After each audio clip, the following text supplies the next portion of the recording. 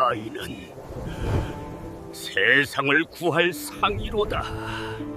어찌 이런 관상이. 천하의 관상가 허문중이 마을 끝자락 허름한 움막에서 한 아이를 보고 그 자리에 얼어붙습니다.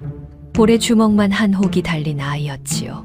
마을 사람들은 괴물이라 재앙이라 손가락질하며 내쫓았건만 관상가의 눈에는 전혀 다른 것이 보이고 있었습니다. 대체 저 혹 뒤에 감춰진 이 아이의 진짜 운명은 무엇일까요? 재앙이라 멸시받던 아이가 어찌하여 영웅이 된다는 걸까요? 전애들은 야담 시작하기 전 구독과 좋아요로 응원해주세요. 옛날 옛적 어느 고을 이야기를 들려드릴까 합니다. 어느 해부터인가 그 고을에는 비가 내리지 않았습니다. 논바닥은 쩍쩍 갈라지고 밭의 곡식은 누렇게 말라 고개를 떨구었지요. 그 고을을 다스리는 이는 최대감. 그는 흉년 소식을 듣고도 눈 하나 깜짝하지 않았습니다. 오히려 아랫사람들을 불러 모아 이리 말했지요. 세금을 더 걷어라. 곳간이 비면 내 체면이 서지 않는다. 그러다 누군가 불만을 내비치자 다음 날 그자는 형장에 끌려가 곤장 30대를 맞았지요. 그 뒤로는 아무도 입을 열지 못했습니다. 가난에 지친 백성들은 수군거렸습니다. 이건 하늘이 내린 벌이야. 아니, 이 마을에 애군이 깃든 거라네.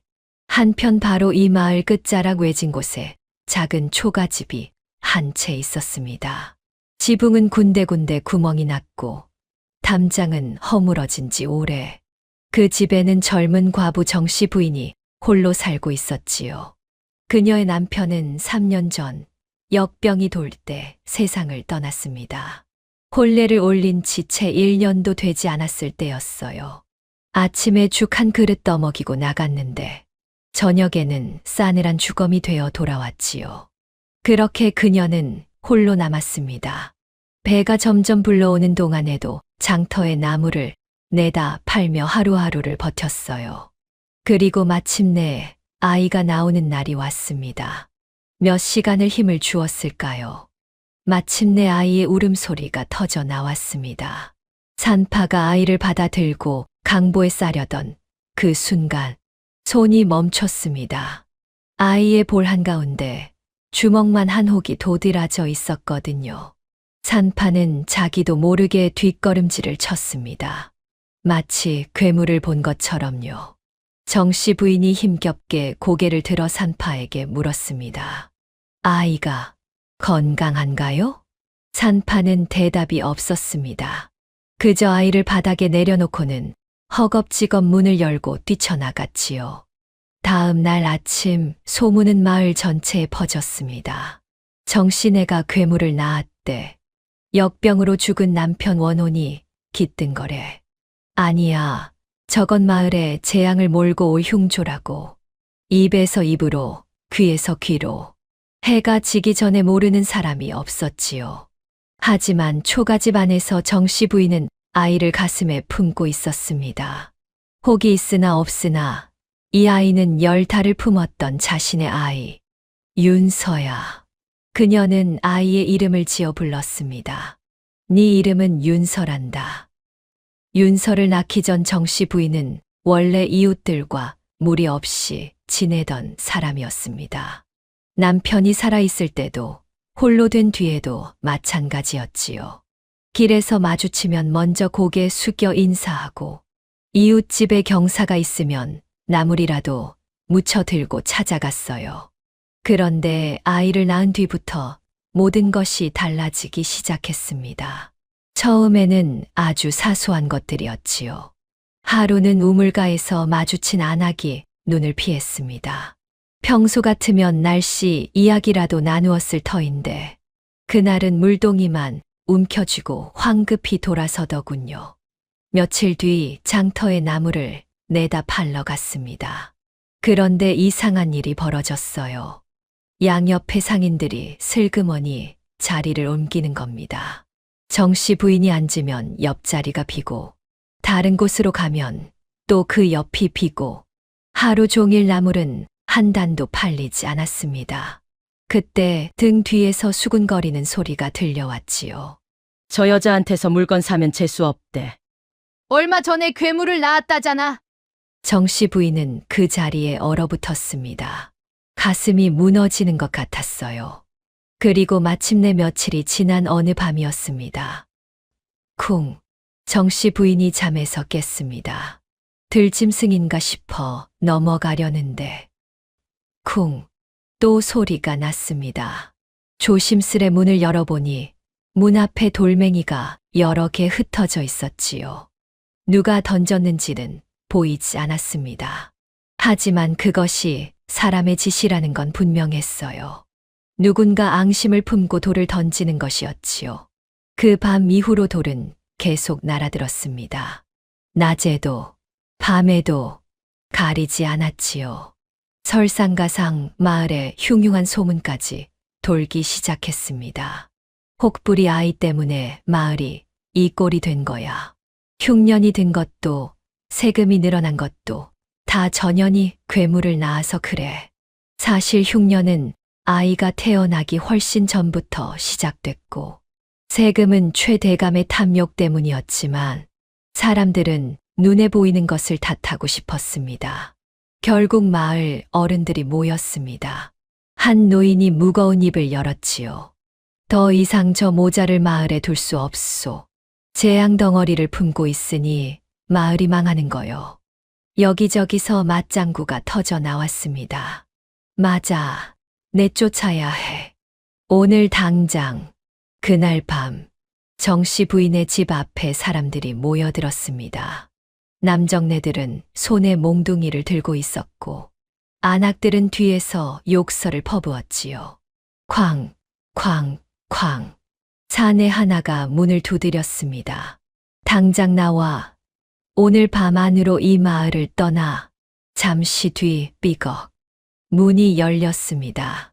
정씨 부인이 윤서를 등에 업고 나왔지요. 얼굴이 창백했습니다. 그녀는 모여든 사람들을 천천히 둘러보았습니다. 횃불에 비친 얼굴들이 낯설어 보였어요. 분명 이웃이었고 같은 장터에서 물건을 사고 팔던 사람들이었지요. 그런데 지금 그 눈빛은 마치 원수를 보는 것 같았습니다. 정씨 부인은 아무 말도 하지 않았습니다.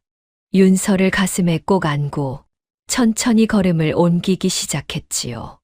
어둠 속으로, 마을 밖으로, 그렇게 모녀의 모습이 사라져 갔습니다. 한참을 걸었습니다. 달빛에 의지의 산기슭을 따라 올랐지요. 발이 돌에 걸려 넘어질 뻔했지만 아이를 놓치지 않으려 이를 악물었습니다. 얼마나 걸었을까요? 마을에서 한참 떨어진 산기슭 끝자락, 허름한 움막이 하나 있었습니다. 언제 저게 누가 지었는지 모를 반쯤 무너진 움막. 하지만 다른 갈 곳은 없었어요. 정씨 부인은 어쩔 수 없이 움막 안으로 들어갔습니다. 바닥에는 마른 풀이 깔려 있었고 구석에는 쥐가 파놓은 구멍이 있었지요. 정씨 부인은 그 자리에 주저앉았습니다. 품에 안긴 윤서는 어느새 울다 지쳐 잠들어 있었어요. 그때였습니다. 멀리서 노랫소리가 들려왔습니다. 마을 쪽에서요. 괴물이 떠났다. 괴물이 떠났다. 와, 환호성도 들렸습니다. 사람들이 노래를 부르고 있었어요. 정씨 부인의 눈에서 눈물이 흘러내렸습니다. 하지만 소리는 내지 않았습니다. 아이가 깰까봐, 어미의 울음소리를 들을까봐 끝끝내 소리를 삼켰습니다. 세월이 흘렀습니다. 눈이 오고 꽃이 피고 또 눈이 오고 그렇게 5해가 지났지요. 움막 생활은 고되었지만 아이는 무럭무럭 자랐습니다. 정씨 부인은 산나물을 뜯고 약초를 캐어 먼 장터에 내다 팔며 아이를 키웠어요. 그런데 이상한 일이 있었습니다. 윤서는 보통 아이가 아니었지요. 정씨 부인이 천자문을 한 번 읽어주면 그대로 외웠습니다. 2번 다시 알려줄 필요가 없었어요. 장터에서 주워들은 셈법도 금세 익혀서 어머니보다 계산이 빨랐지요. 어느 날은 이런 일이 있었습니다. 장터에서 한 상인이 물건값을 놓고 손님과 다투고 있었지요. 양쪽 다 자기 말이 맞다며 얼굴을 붉히고 있었습니다. 아니, 분명히 6잎이라 했잖소. 뭔 소리요? 난 5잎만 내면 된다 했소. 옆에 있던 윤서가 조용히 입을 열었습니다. 아저씨, 두 사람이 멈치 아래를 내려다보았지요. 5살짜리 꼬마가 올려다보고 있었습니다. 볼에 큰 혹이 달린 아이였어요. 처음에 쌀 한 되에 엽전 석잎이라 하셨고요. 손님은 2되를 사셨으니 6잎이 맞아요. 근데 아까 한 잎을 먼저 주셨으니까 5잎만 더 내시면 돼요. 두 사람은 서로 얼굴을 바라보았습니다. 다시 따져보니 아이 말이 맞았지요. 상인이 어이없다는 얼굴로 윤서를 내려다보았습니다. 이거 어떻게 알았냐? 윤서는 그냥 빙긋 웃었습니다. 소문은 조금씩 퍼져나갔습니다. 산기슭 움막에 기이한 아이가 있다던데, 혹은 달렸는데 머리가 비상하다더라. 가끔 사람들이 움막을 찾아오기도 했지요. 땅 문제로 다투던 형제가 찾아와 물었고, 윤서는 옛 문서의 글귀를 짚어 해결책을 알려주었습니다. 사람들은 감탄했습니다. 하지만 돌아서면 꼭 이렇게 말했지요. 저 아이 참 똑똑한데 저 볼에 혹만 없었어도. 쯧쯧. 그 말은 언제나 따라붙었습니다. 윤서의 재주를 칭찬하는 말 뒤에는 반드시 한숨이 섞였지요. 윤서의 소문은 점점 멀리 퍼져 나갔습니다. 윤서는 세상을 도울 천재아이다라는 소문과 윤서는 흉년을 부를 괴물이다라는 소문 둘 다 퍼져나갔지요. 같은 아이를 두고 사람들의 말이 완전히 갈린 겁니다. 장터 한쪽에서는 이런 소리가 들렸지요. 저 아이는 하늘이 내린 재앙이야. 반대쪽에서는 또 이런 소리가 들렸습니다. 무슨 소리? 저 아이는 범상치 않은 인물이야. 잘 키우면 고을을 구할 거야.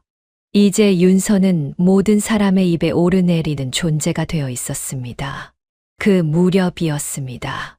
마을에 낯선 노인이 나타났다는 소문이 돌기 시작했지요.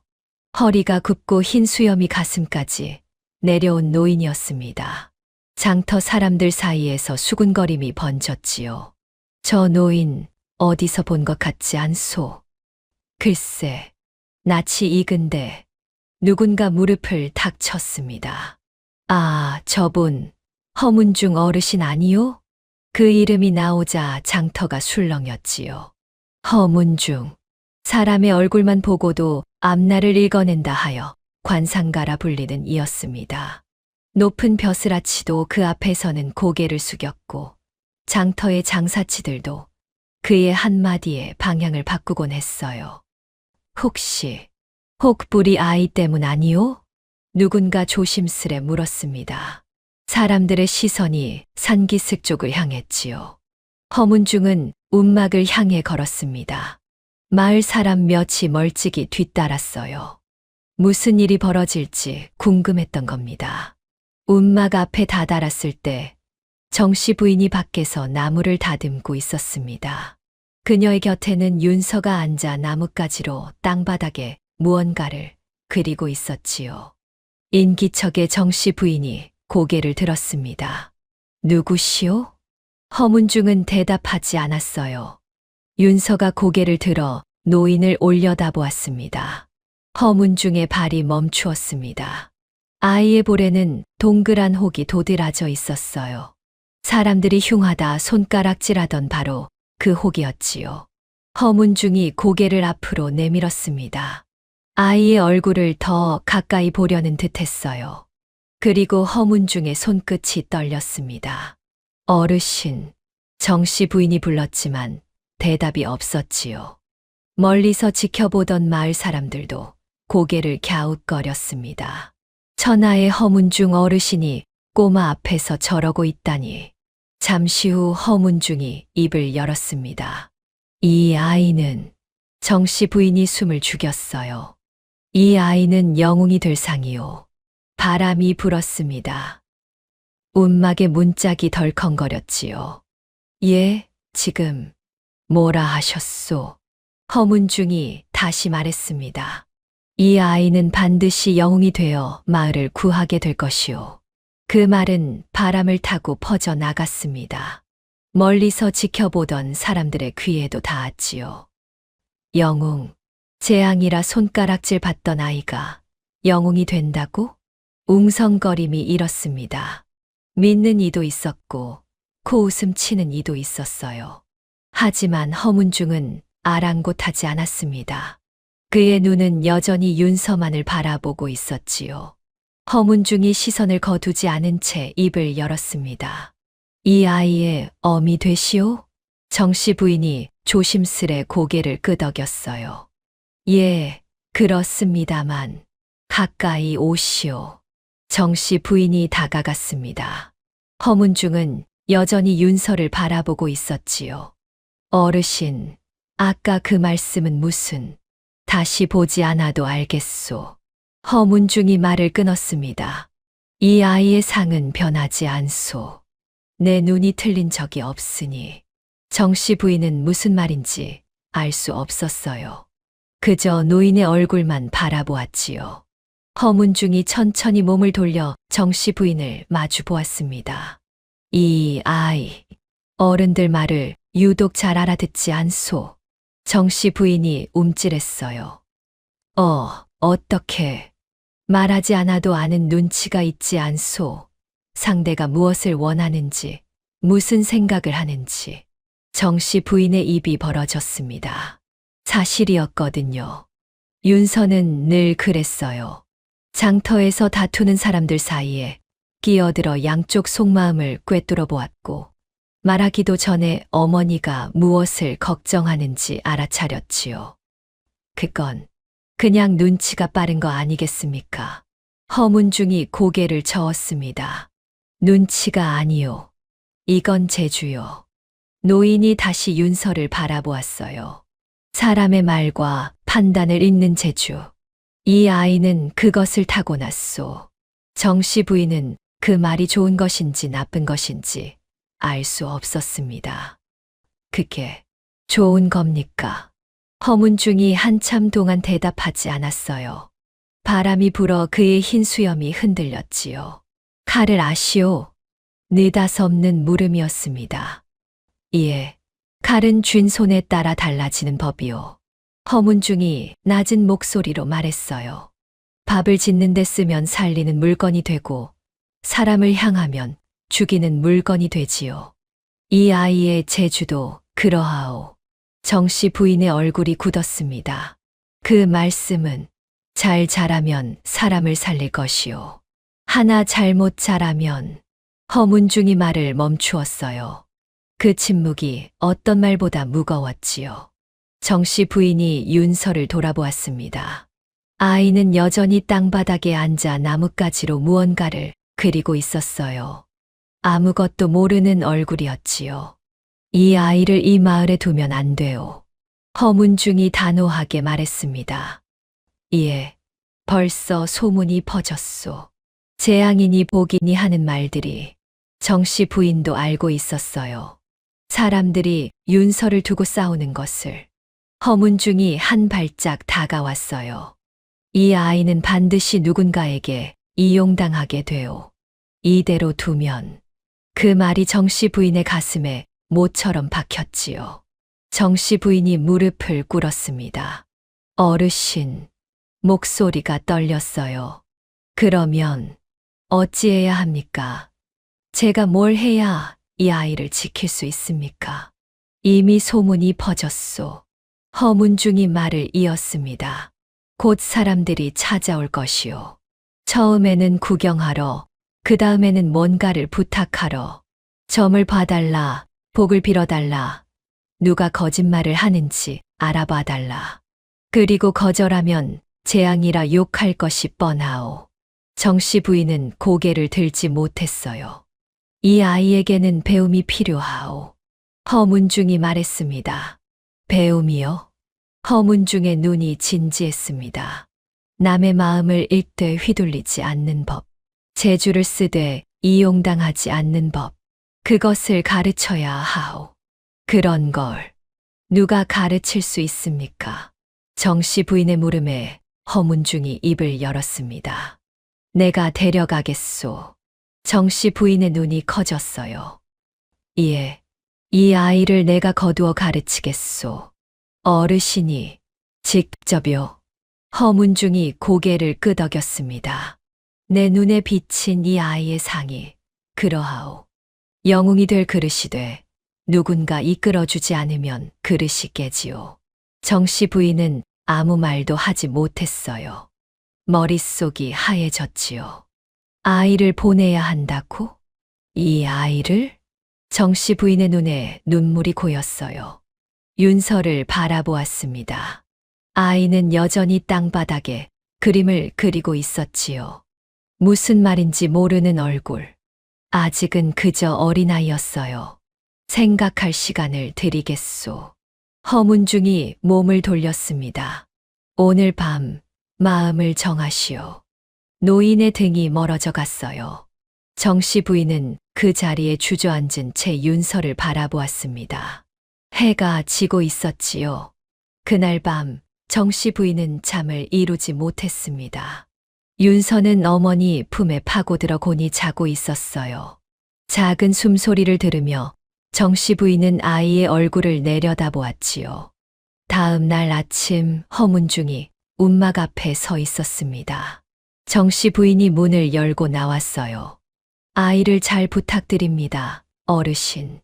허문중이 깊이 고개를 숙였어요. 반드시 좋은 사람으로 키우겠소.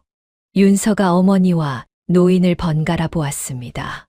상황을 금세 알아차렸어요. 어머니, 저 보내시려고요? 정씨 부인이 대답하지 못했습니다. 싫어요. 윤서가 어머니의 치마를 움켜쥐었어요. 저 안 갈 거예요. 어머니랑 있을 거예요. 윤서야. 어머니 혼자 두고 어떻게 가요? 싫어요. 아이의 눈에 눈물이 그렁그렁 맺혔지요. 정씨 부인의 가슴이 찢어지는 것 같았습니다. 하지만 보내야 했어요. 이 아이를 지키려면 보내야 했습니다. 윤서야, 어머니가 너를 버리는 게 아니야. 너를 지키려고 보내는 거야. 알겠지? 윤서의 입술이 파르르 떨렸어요. 눈물이 볼을 타고 흘러내렸지요. 어머니, 보고 싶으면요? 그럼 하늘을 봐. 어머니도 같은 하늘 보고 있을 테니까. 정씨 부인이 아이를 품에 끌어안았습니다. 작은 몸이 흐느끼며 떨렸어요. 정씨 부인도 울고 싶었지요. 목구멍까지 울음이 차올랐습니다. 훌륭한 사람이 되어서 돌아오너라. 허문중이 조용히 다가와 아이의 손을 잡았습니다. 두 사람이 산길을 따라 천천히 멀어져 갔어요. 그리고 아이가 보이지 않게 되었을 때, 그제야 정씨 부인은 그 자리에 주저앉았습니다. 소리 없이 울었어요. 윤서가 떠난 뒤에도 마을은 나아지지 않았습니다. 아니, 오히려 더 나빠졌지요. 최 대감은 세금을 더 거두라 명했어요. 곡물 분배는 줄어들었고 거부하는 집에는 관리들이 들이닥쳤습니다. 살림살이가 끌려나가고 불만을 말한 자는 곤장을 맞았지요. 무당들이 나서서 떠들었어요. 마을을 지켜줄 아이가 떠났으니 재앙이 더 심해지는 게야. 그러게 그 아이를 붙잡아뒀어야지. 그렇게 해가 바뀌고 또 바뀌었습니다. 그 무렵 윤서는 허문중의 집에서 새로운 삶을 시작하고 있었어요. 허문중의 집은 산 아래 조용한 곳에 있었습니다. 작지만 깨끗한 초가집이었지요.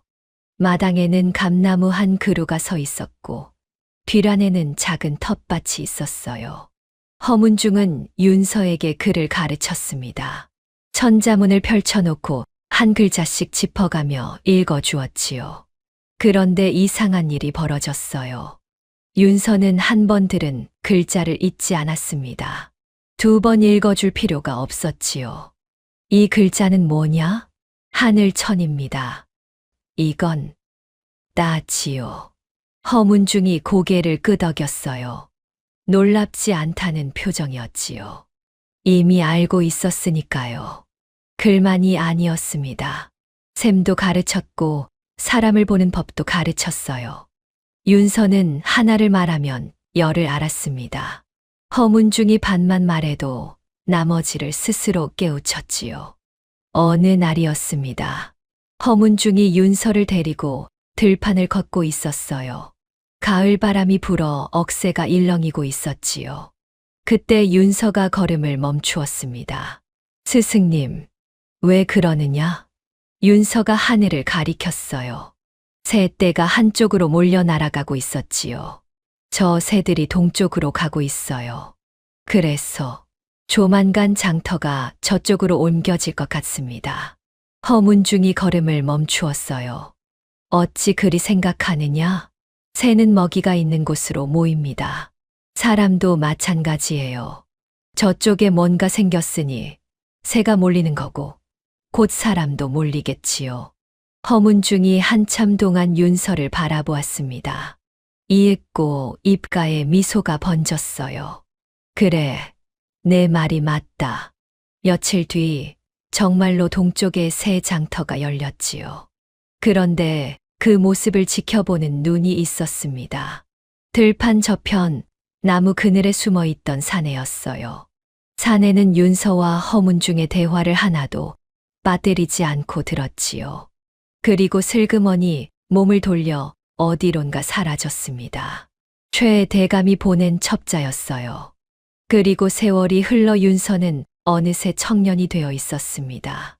볼에 달린 혹은 여전했지만 그 눈빛은 깊어졌어요. 허문중에게 배운 것들이 차곡차곡 쌓여 있었지요. 어느 날 저녁 허문중이 윤서를 불렀습니다. 윤서야. 예, 스승님. 내게 할 말이 있다. 2 사람이 마루에 앉았어요. 허문중의 얼굴이 평소와 달랐습니다. 무겁고 어두웠지요. 내 고향 이야기다. 윤서의 눈이 흔들렸어요. 어머니가 떠올랐지요. 최 대감이라는 자가 있다. 들은 적 있습니다. 그 자가 내 고향을 망치고 있다. 허문중이 천천히 말을 이었어요. 세금을 함부로 거두고 곡식을 빼돌리고 백성들을 괴롭히고 있지. 10년 전에도 그랬고 지금은 더 심해졌다. 윤서의 주먹이 꽉 쥐어졌습니다. 어머니는 괜찮으신 겁니까? 살아 계시다. 하지만 편치 않으실 게다. 윤서가 고개를 숙였어요.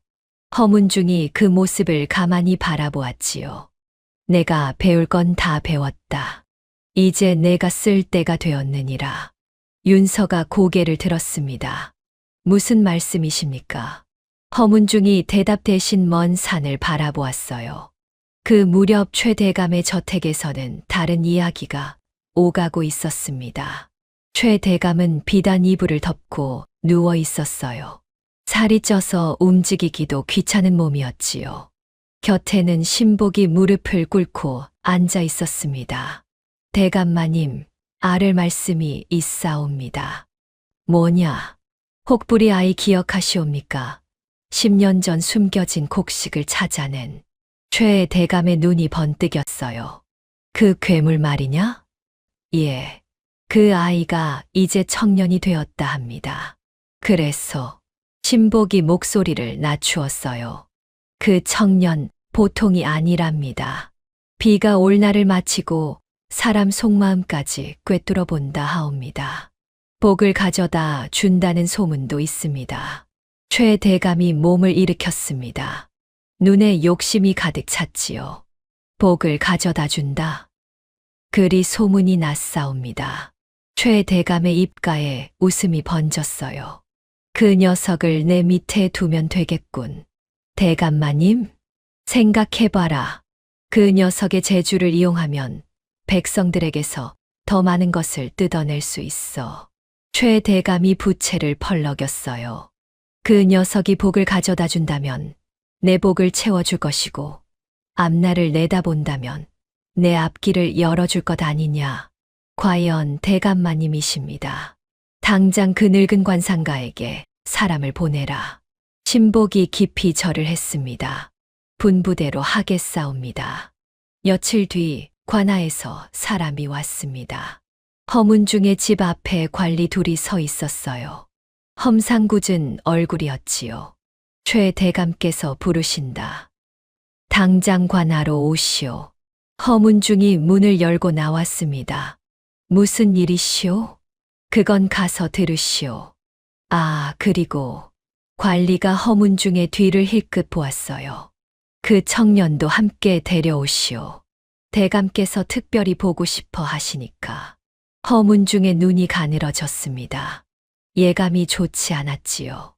하지만 거절할 수는 없었어요. 최 대감의 부름을 거절하면 어찌 되는지 모르는 사람이 없었으니까요. 알겠소. 가겠소. 허문중이 뒤를 돌아보았습니다. 윤서가 마루에 서서 이쪽을 바라보고 있었지요. 윤서야, 채비하거라. 예, 스승님. 관하는 크고 위압적이었습니다. 허문중과 윤서가 안으로 들어서자 양쪽에 늘어선 관리들이 차가운 눈으로 내려다보았어요. 마당을 지나 대청 앞에 이르니 최 대감이 앉아 있었지요. 살집이 두툼하게 오른 몸, 기름진 얼굴, 작고 날카로운 눈. 최 대감이 부채를 펄럭이며 웃었습니다. 허 선생, 오랜만이요. 그리고 시선이 윤서에게로 옮겨갔어요. 이 청년이 그 유명한 혹부리로군. 윤서가 고개를 숙였습니다. 예, 윤서라 합니다.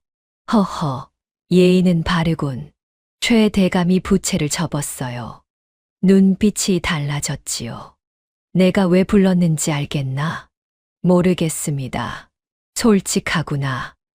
좋아. 최 대감이 몸을 앞으로 기울였습니다. 네, 소문을 들었다. 비가 올 날을 마치고 장터가 설 곳을 알아맞힌다며 사람 속마음도 꿰뚫어 본다지. 윤서가 대답하지 않았어요. 허, 선생. 최 대감이 허문중을 보았지요. 이 청년 내가 맡겠소. 허문중의 안색이 굳었습니다. 무슨 말씀이시오? 말 그대로요. 이 청년을 내 관리 아래 두겠다는 것이요. 최 대감이 너그러운 척 웃었어요. 걱정 마시오. 구휼이요, 구휼. 저 볼에 혹 달린 불쌍한 청년을 내가 거두어 보살피겠다는 것 아니겠소. 먹을 것도 주고 잠자리도 주고 세상이 얼마나 아름다운 일이요? 허문중이 입을 열었습니다. 대감, 이 아이는 거절은 받지 않소. 최 대감의 목소리가 차가워졌어요. 웃음기가 싹 하셨지요. 허 선생도 이 고을에서 살지 않소. 불편한 일이 생기면 곤란할 텐데. 협박이었습니다. 누가 들어도 알 수 있는 협박이었지요. 허문중이 주먹을 꽉 쥐었어요. 하지만 어쩔 수 없었습니다. 시간을 주시오. 하루만. 좋소. 하루를 주겠소. 최 대감이 다시 부채를 펼쳤어요. 내일 해가 지기 전에 이 청년을 보내시오. 안 그러면 말끝을 흐렸지만 그 뜻은 분명했지요. 집으로 돌아오는 길, 두 사람은 한동안 말이 없었습니다. 산길을 절반쯤 걸었을 때 윤서가 먼저 입을 열었어요. 스승님, 말해보거라. 최 대감의 말 어찌할까요? 허문중이 걸음을 멈추지 않았습니다. 내 생각은 어떠하냐? 저는 스승님 곁에 남고 싶습니다. 윤서의 목소리가 단단했어요. 왕궁에 서신을 써서 최 대감의 부패를 알리면 어떻겠습니까? 증거는 제가 찾겠습니다. 허문중이 걸음을 멈추었습니다. 뒤를 돌아 윤서를 바라보았지요. 윤서야. 예, 스승님. 최 대감의 집으로 가거라. 윤서의 눈이 커졌어요. 예, 내가 직접 들어가야 한다. 허문중이 윤서의 어깨를 잡았습니다. 밖에서 서신을 보내봐야 소용없다. 높은 곳에서는 낮은 곳의 아픔을 모른다. 증거가 있어도 묻히기 일쑤고 고발해도 흐지부지 되는 게 세상이다. 하지만 내가 직접 그자의 곁에 가야 한다. 그자의 약점을 보고 그자의 죄를 모으고 그자가 스스로 무너지게 만들어야 한다. 윤서가 입술을 깨물었어요. 위험하지 않겠습니까? 위험하지. 하지만 너라면 할 수 있다. 허문중의 눈이 깊었습니다. 내가 10년간 배운 것이 무엇이더냐. 사람을 잊는 법, 때를 잊는 법, 그리고 멈출 때를 아는 법. 이제 그것을 쓸 때가 되었느니라. 윤서가 한참 동안 스승의 얼굴을 바라보았어요. 스승님은 처음부터 이걸 아셨습니까? 언젠가는 이런 날이 올 줄 알았다. 허문중이 손을 거두었지요. 최 대감의 만행을 내가 끝내거라. 내 고향 사람들을, 내 어머니를 내가 구해야 한다. 바람이 불었습니다. 산길의 나무잎이 흔들렸지요. 윤서가 깊이 고개를 숙였어요. 스승님의 은혜 잊지 않겠습니다. 은혜는 무슨, 내가 잘 되는 것이 나의 바람이다. 허문중이 돌아섰습니다. 가자. 오늘 밤은 푹 쉬어라. 내일부터 긴 싸움이 시작될 테니. 두 사람이 다시 걸음을 옮겼어요. 해가 산 너머로 기울고 있었지요. 다음 날 윤서는 최 대감의 저택으로 들어갔습니다. 행랑채 구석에 작은 방 하나가 주어졌어요. 머슴들이 쓰는 방이었지요. 윤서는 군말 없이 그곳에 짐을 풀었습니다. 처음 며칠간은 아무 일도 없었어요. 최 대감은 윤서를 부르지 않았지요. 시험하는 것이었습니다. 진짜 재주가 있는지, 쓸모가 있는지.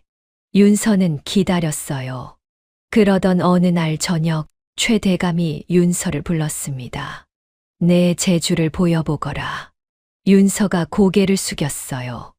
무엇을 보여드릴까요? 내일 비가 오겠느냐? 윤서가 창밖을 바라보았습니다. 하늘을 보고 바람의 방향을 느꼈지요. 사흘 뒤에 비가 오겠습니다. 사흘 뒤, 확실하냐? 예. 최 대감이 코웃음을 쳤어요. 좋다. 두고 보자. 사흘 뒤 비가 내렸습니다. 최 대감의 눈빛이 달라졌지요.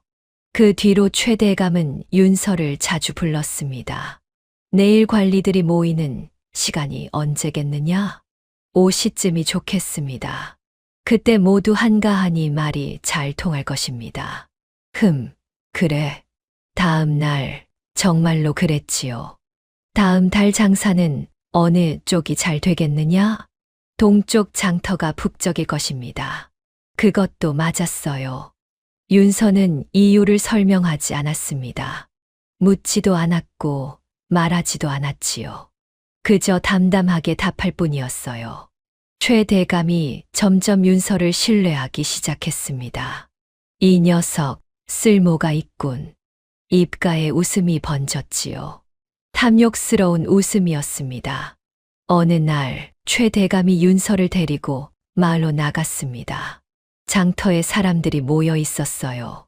세금을 내라는 관리들과 백성들이 실랑이를 벌이고 있었지요. 제발 한 달만 말미를 주시오. 안 돼. 대감 어른 명이다. 최 대감이 앞으로 나섰습니다. 윤서를 옆에 세우고 큰 소리로 말했지요. 여봐라, 백성들아. 사람들이 고개를 돌렸어요. 내가 왜 세금을 더 거두는지 아느냐? 다 너희를 위해서다. 웅성거림이 이렇습니다. 이 청년을 보아라. 앞날을 내다보는 재주가 있지. 이 청년이 말하길 올해 더 거두어야 내년 흉년을 대비할 수 있다 하였다. 윤서의 눈이 흔들렸어요. 그런 말을 한 적이 없었지요. 하지만 최 대감은 아랑곳하지 않았습니다. 그러니 군말 말고 세금을 내라.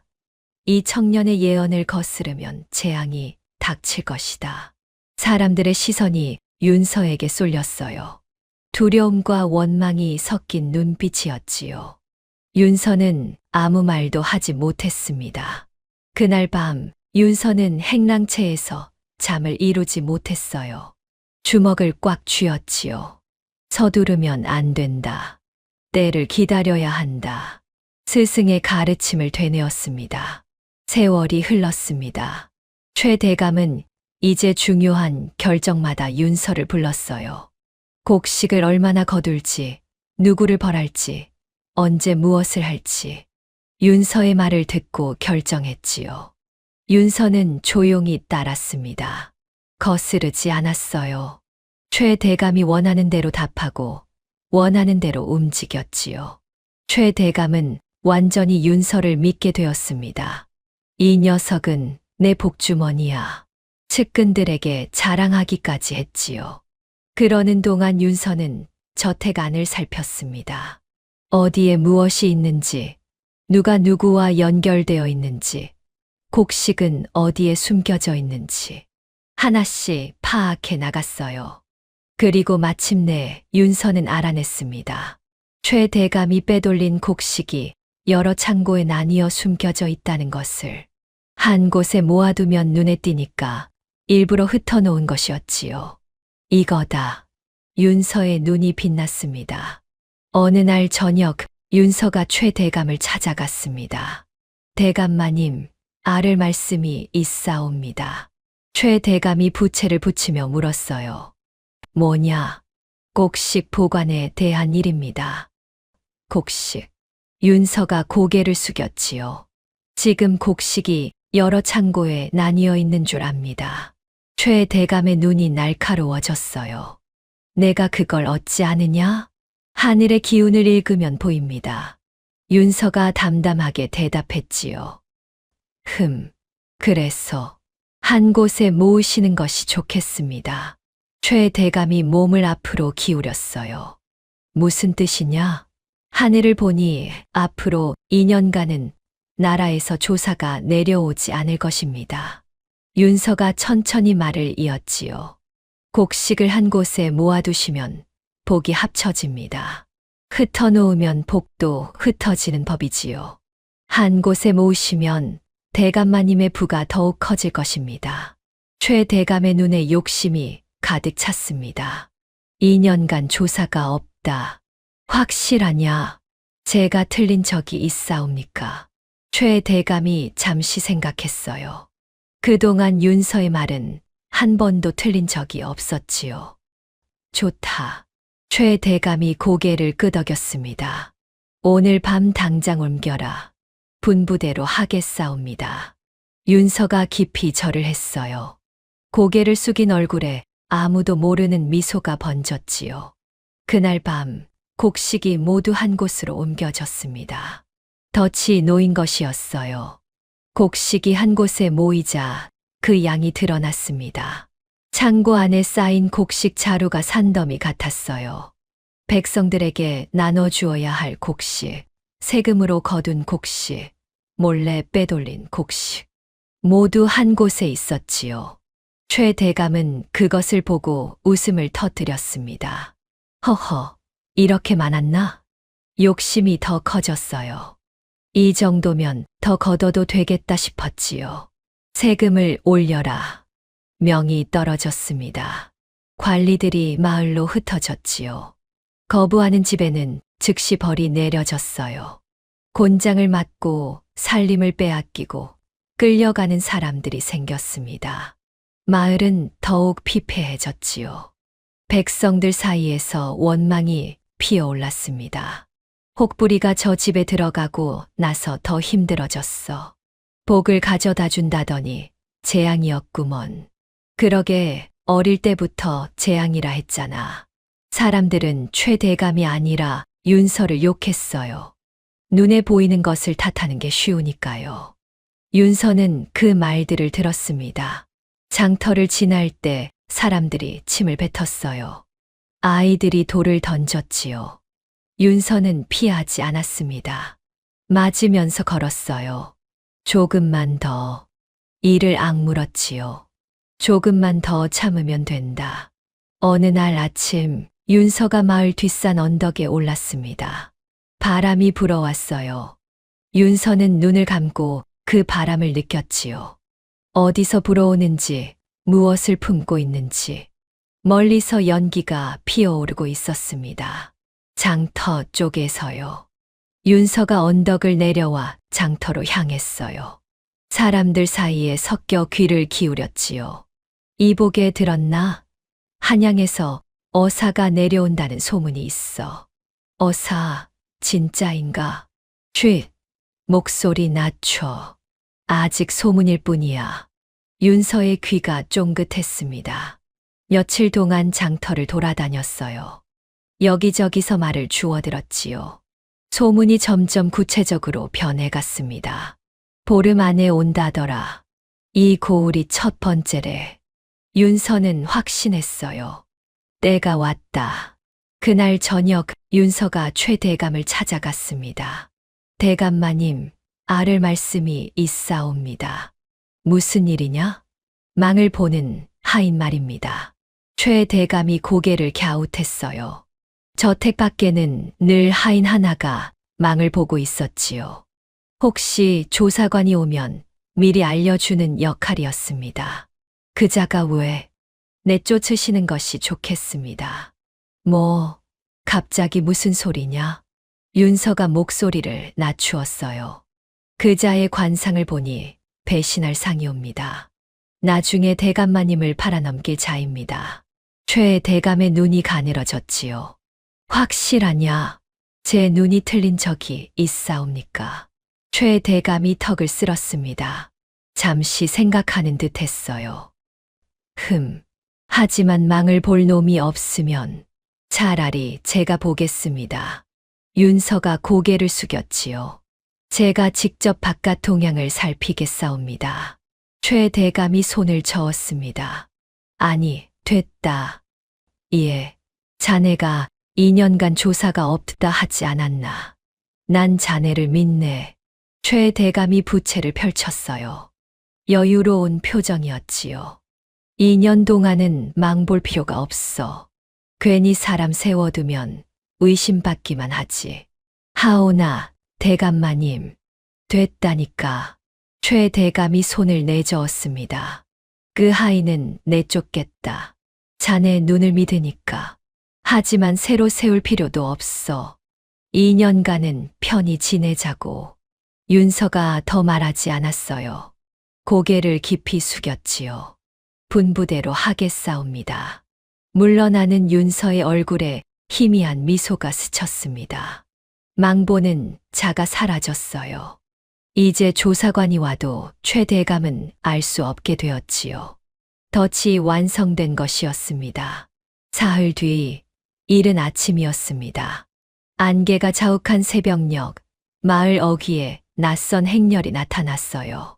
말을 탄 관리들과 군사들이었지요. 선두에 선 이가 품에서 마패를 꺼내 들었습니다.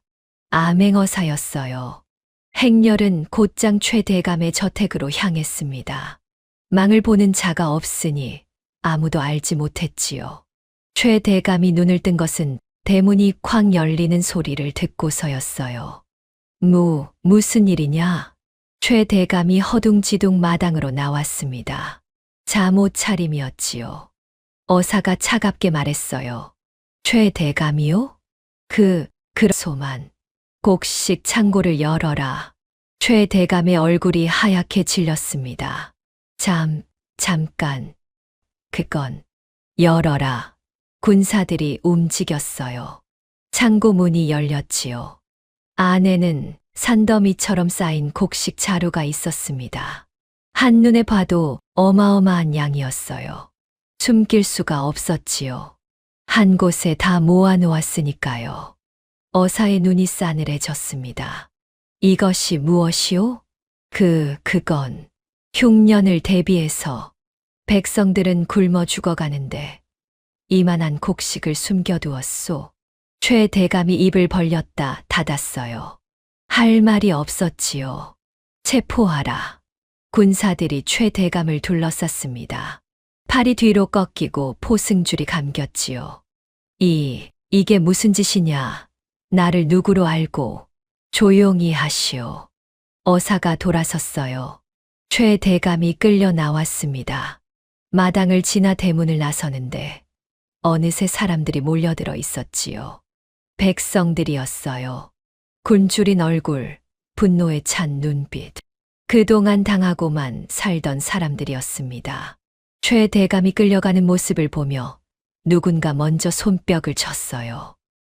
짝, 한 번, 짝, 짝, 두 번, 세 번. 이윽고 박수가 터져 나왔습니다. 여기저기서 환호가 들렸지요. 잘됐다. 꼴 좋다. 저놈. 최 대감의 얼굴이 시뻘겋게 달아올랐어요. 하지만 아무것도 할 수 없었지요. 그저 끌려갈 뿐이었습니다. 윤서는 행랑채 처마 밑에 서서 그 모습을 지켜보았어요. 아무 말도 하지 않았습니다. 사건은 조정에 보고되었습니다. 어사가 가져온 기록과 증언이 임금 앞에 펼쳐졌지요. 최 대감이 얼마나 많은 곡식을 빼돌렸는지, 얼마나 많은 백성을 괴롭혔는지 낱낱이 드러났어요. 임금이 기록을 내려놓았습니다. 이자의 죄가 명백하구나. 신하들이 고개를 숙였지요. 파면하고 유배를 보내라. 제사는 몰수하여 백성들에게 돌려주도록 하라. 성은이 만극하옵니다. 판결이 내려졌어요. 최 대감은 관직을 잃고 먼 섬으로 유배되었습니다. 그 소식이 마을에 전해지자 사람들은 다시 한번 환호했지요. 그리고 이상한 일이 벌어졌어요. 마을에서 떠들썩하게 굴던 무당들이 하나둘 자취를 감추기 시작한 겁니다.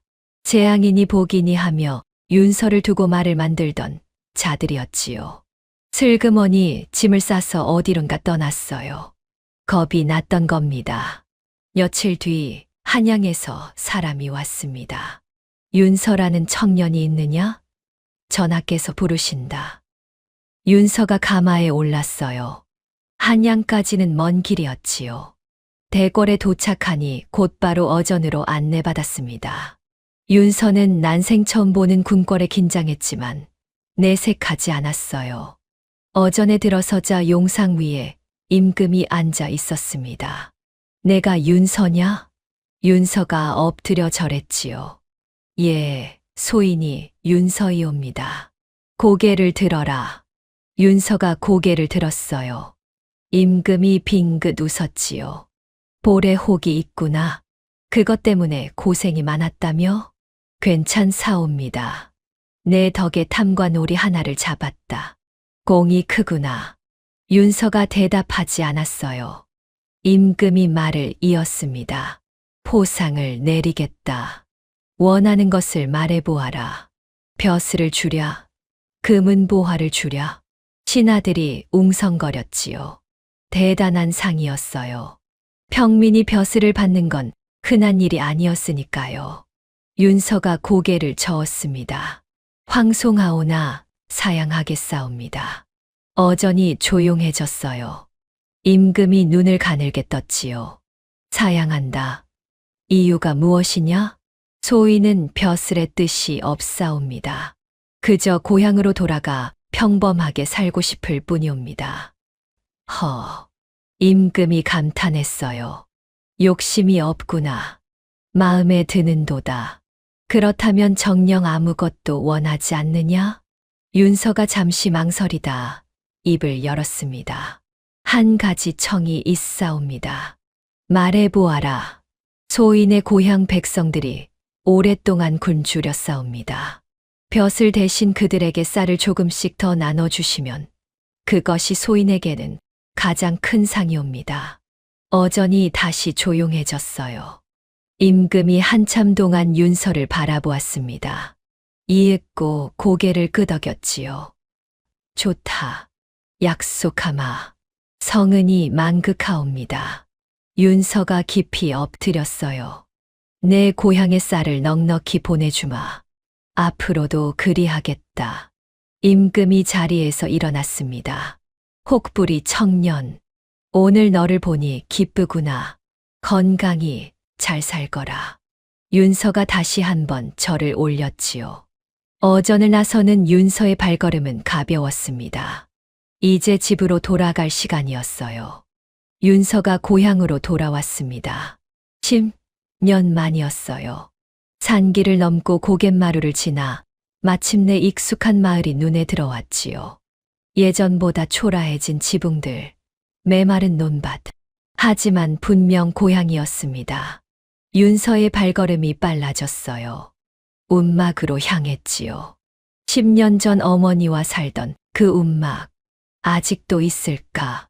어머니는 살아 계실까? 가슴이 뛰었습니다. 산기슭을 돌아서는 순간 움막이 보였어요. 여전히 허름했지요. 지붕은 더 낡았고 담장은 더 기울어져 있었습니다. 하지만 마당에서 연기가 피어오르고 있었어요. 누군가 살고 있다는 뜻이었지요. 움막 앞에 한 여인이 앉아 나무를 다듬고 있었습니다. 머리가 허옇게 새어 있었어요. 등이 굽었고 손은 거칠었지요. 하지만 윤서는 알아볼 수 있었습니다. 어머니, 목소리가 떨렸어요. 여인이 고개를 들었습니다. 눈이 마주쳤지요. 정씨 부인의 손에서 나물이 떨어졌어요. 윤서, 예, 어머니, 윤서예요. 정씨 부인이 자리에서 일어났습니다. 다리가 휘청거렸지요. 윤서가 달려갔어요. 어머니를 부축하려는데 정씨 부인이 먼저 아들을 끌어안았습니다. 윤서야, 윤서야. 정씨 부인의 어깨가 들썩였어요. 울음이 터져 나왔지요. 살아 있었구나.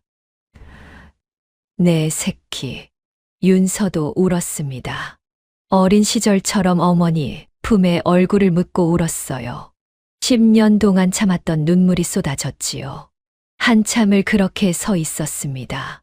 해가 기울고 바람이 불어도 두 사람은 떨어지지 않았어요. 윤서가 돌아왔다는 소문은 금세 퍼졌습니다. 처음에 사람들은 수군거렸지요. 최대감내에 있던 그 혹부리 아니냐? 그래, 그 재앙 덩어리. 뭐 하러 돌아온 거야? 하지만 곧 다른 소식이 들려왔어요. 최대감 잡아들인 게 그 청년이래. 어사한테 정보를 흘린 게 윤서라더라. 임금님이 벼슬을 내리셨는데 거절하고 대신 백성들에게 쌀을 달라 했대. 사람들의 눈빛이 달라지기 시작했습니다. 며칠 뒤 관아에서 쌀이 도착했어요. 임금이 약속을 지킨 것이었지요. 쌀가마가 줄줄이 들어왔습니다. 백성들에게 나눠주라는 명과 함께요. 윤서가 직접 분배를 도왔습니다. 줄을 서는 사람들에게 공평하게 나누었지요. 속이는 자가 없도록 살폈고 빠지는 사람이 없도록 챙겼어요.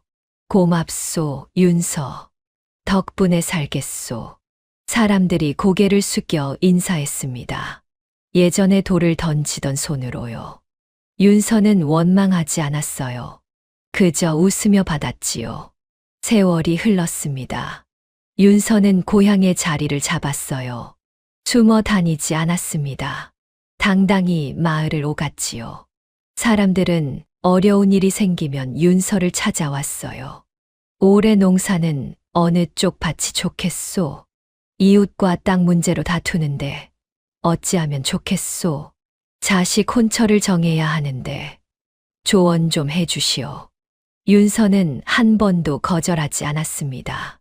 가진 자에게는 나누라 했고 다투는 이들에게는 양보를 권했지요. 스승에게 배운 대로 사람을 일대 이용하지 않았고 때를 일대 욕심 부리지 않았어요. 볼에 달린 혹은 여전했습니다. 하지만 이제 아무도 그것을 흉보지 않았어요. 오히려 복의 상징이라 여겼지요. 혹부리 어른이 계시니 마을이 편하네. 저 혹이 복을 가져다 주는 거래. 사람들은 그리 말했습니다. 어느 봄날 저녁이었어요. 윤서가 움막 앞에 앉아 하늘을 올려다보고 있었습니다. 정씨 부인이 곁에 앉았지요. 윤서야. 예, 어머니. 행복하냐? 윤서가 어머니를 바라보았어요. 주름이 깊어진 얼굴, 허옇게 센 머리카락. 하지만 눈빛은 따스했지요. 예, 행복합니다. 윤서가 웃었어요. 어머니 곁에 있으니까요. 정씨 부인도 웃었습니다. 두 사람은 나란히 앉아 저녁 노을을 바라보았어요. 붉은 해가 산 너머로 천천히 기울고 있었지요. 옛 이야기는 여기서 끝이 납니다. 볼에 혹이 달린 아이는 재앙이 아니었어요. 세상이 그리 불렀을 뿐이지요. 진짜 재앙은 욕심이었고 진짜 복은 사람이었습니다. 혹부리 청년 윤서는 오래오래 고향에서 살았다고 해요. 어머니를 모시고 이웃을 도우며 평범하지만 따뜻한 나날을 보냈다고 하지요. 그리고 그의 이야기는 입에서 입으로 전해져 오늘 밤 여러분의 귀에까지 닿았습니다.